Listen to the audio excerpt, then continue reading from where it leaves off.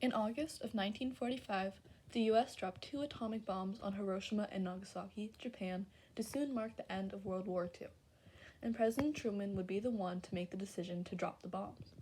Directly following the drop of the bomb, 80,000 were killed, and thousands more would continue to in the following years through radiation poisoning.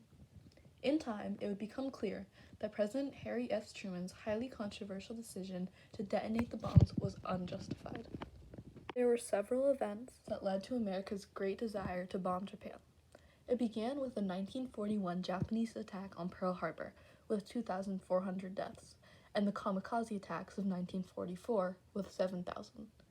Notice how these deaths were a fraction of those from the atomic bomb. Truman constantly stated that these events were the influence on the bombing and influenced the great revenge that he craved. The bomb's creation began with the code name the Manhattan Project, as a majority of the planning and creation of the bomb was done in Manhattan.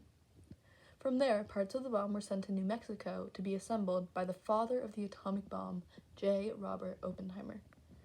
There, they developed a prototype and successfully detonated it, gaining the name the Trinity Test. At this point, the nation was aware of the use of the bomb, but with that publicity came lots of differing opinions. Some supported the use of the bomb, saying it was a quick and easy solution to World War II, but some believed it was immoral and against American standards. But regardless of those that condemned the use of this device of mass destruction, the bomb was still underway and scheduled to detonate. Consequently, at 8:15 a.m. on August 6, 1945, Americans dropped the $2 billion Little Boy, the name of the bomb to be dropped on Hiroshima. Instantly, thousands were killed, and 5 square miles of the city were destroyed. And 3 days later, yet another bomb was dropped by the Americans on Nagasaki. Americans chose to drop another bomb with Japan's perseverance and grit throughout the war in mind, as not one Japanese station had surrendered throughout the war, and there was never talk of Japan surrendering. This bomb had the name Fat Man, and it was predicted to be 80 times more powerful than Little Boy. Luckily, Nagasaki's geography, consisting of mountains and streams, greatly reduced the blow to only 2.5 square miles of destruction. After these 2 events, America had marked the end of the war, but they had also killed thousands upon thousands of innocent individuals along the way.